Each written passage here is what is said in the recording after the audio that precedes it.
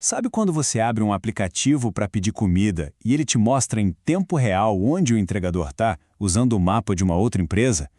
Pois é, isso não é mágica não. É uma espécie de linguagem secreta que os programas de computador usam para conversar entre si. E hoje, a gente vai desvendar essa linguagem, os serviços web.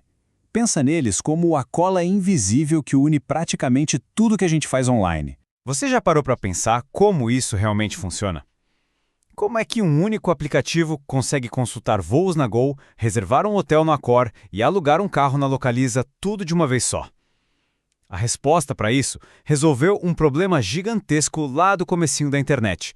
Como fazer computadores de empresas completamente diferentes conversarem e trabalharem juntos, de forma automática, sem nenhum ser humano precisar ficar no meio do caminho. Então, para a gente entender como chegamos nessa solução incrível, essa aqui é a nossa jornada de hoje. A gente vai dar uma olhada em como era a internet antes de tudo isso, vamos descobrir a solução que mudou o jogo, entender como esses programas conversam, qual é o manual de regras que eles seguem e, por fim, ver como o legado disso tudo está aí, na palma da sua mão agora mesmo. Beleza, então vamos voltar um pouquinho no tempo. Lá no começo, a web era bem mais simples.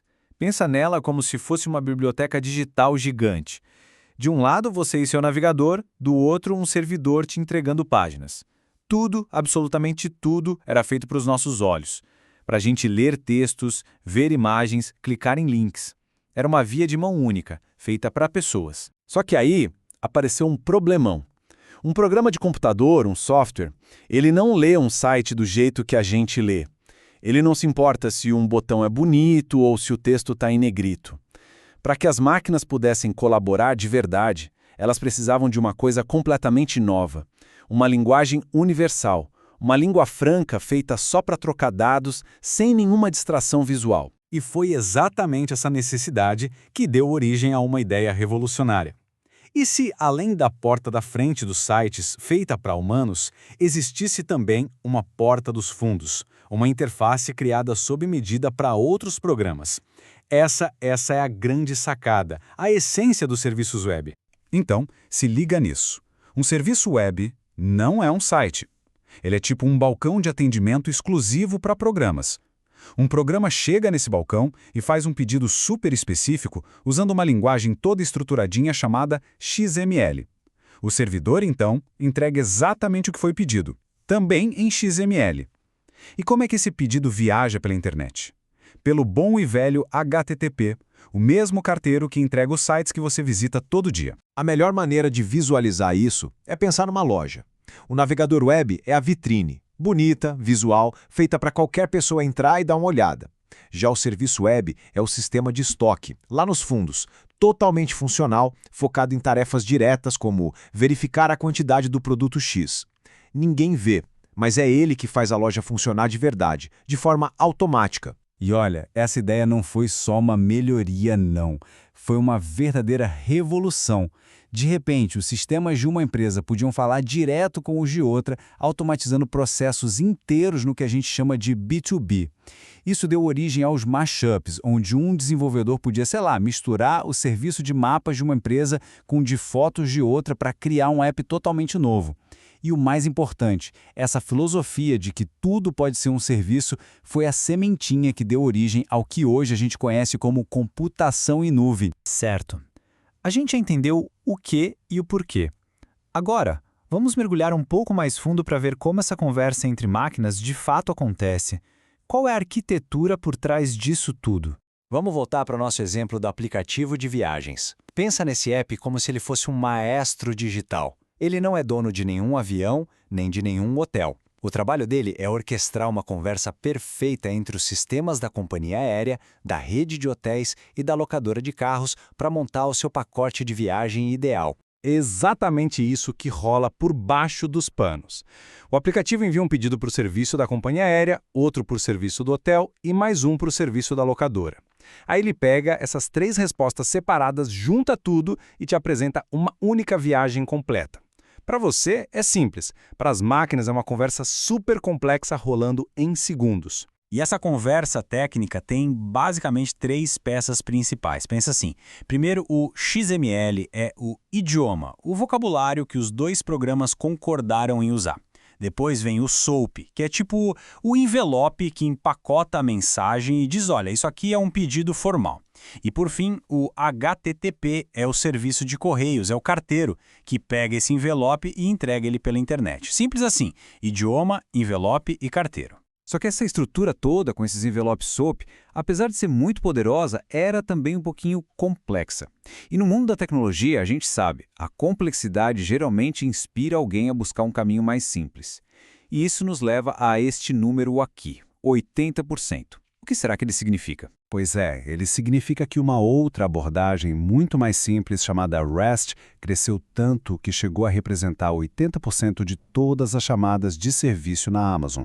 Em vez de criar envelopes superformais, o REST usa os comandos básicos do próprio carteiro, o HTTP. É como mandar um cartão postal em vez de uma carta registrada.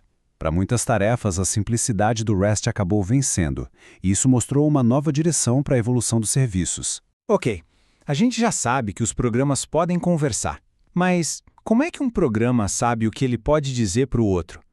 Como ele sabe quais pedidos ele pode fazer ou quais informações precisa enviar? Simples. Ele lê o manual de instruções do serviço. E esse manual tem nome. É o WSDL. Pensa nele como um contrato oficial, só que legível por máquinas. Ele detalha absolutamente tudo que o serviço oferece e como usar, sem deixar nenhuma dúvida. É o WSDL que garante que os 2 programas estejam literalmente falando a mesma língua. E esse manual é dividido de uma forma bem inteligente, em 2 partes. A primeira, que a gente chama de parte abstrata, responde à pergunta o que eu posso fazer? É basicamente a lista de serviços, reservar voo, cancelar reserva e por aí vai. A segunda parte, a concreta, responde como e onde eu faço isso. Ela te dá o endereço exato do serviço na internet e diz qual carteira usar. Tipo, o SOAP, sobre HTTP, o que e onde. Brilhante. Agora sim, chegamos na parte final. O legado. Como é que essas ideias que nasceram há mais de 20 anos não são só história, mas são a fundação de quase tudo que a gente faz online hoje em dia? Os serviços web não foram só uma tecnologia. Eles foram uma filosofia de trabalho. Eles popularizaram o que a gente chama de arquitetura orientada a serviços, ou SOA. A ideia por trás é genial. Em vez de construir um software gigante, um monstro, você o quebra em vários serviços pequenos e independentes que conversam entre si. Qual o resultado? Sistemas muito mais flexíveis, fáceis de atualizar e que podem crescer sem quebrar. E onde é que essa filosofia atingiu o seu auge? Exato! Na computação em nuvem. Pensa na nuvem. Ela é um catálogo gigantesco de serviços. Você não compra mais um servidor, você aluga um serviço de computação. Você não compra um disco rígido, você aluga um serviço de armazenamento. Tudo, absolutamente tudo, é um serviço, acessado por interfaces que são a evolução direta daqueles primeiros serviços web. A Amazon Web Services, a AWS, é o exemplo perfeito disso. Assim como nosso app de viagens combinava voos e hotéis, um desenvolvedor hoje pode combinar o serviço de computação EC2 da Amazon com o serviço de armazenamento S3. Cada um deles é um serviço independente e super poderoso. Juntos, eles foram aplicações complexas sem que o desenvolvedor precise ter um único servidor físico na vida. E assim, o que nasceu lá atrás como uma solução para fazer programas conversarem se tornou a espinha dorsal do nosso mundo digital. A nuvem, a inteligência artificial, a internet das coisas, tudo isso depende dessa web programável, dessa teia de serviços que não para de conversar um segundo. A pergunta que fica no ar é, se essa foi a evolução até agora, qual será o próximo passo? O que acontece quando tudo, até o mundo físico, se torna só mais um serviço nessa rede? Obrigado por mergulhar com a gente neste Explainer.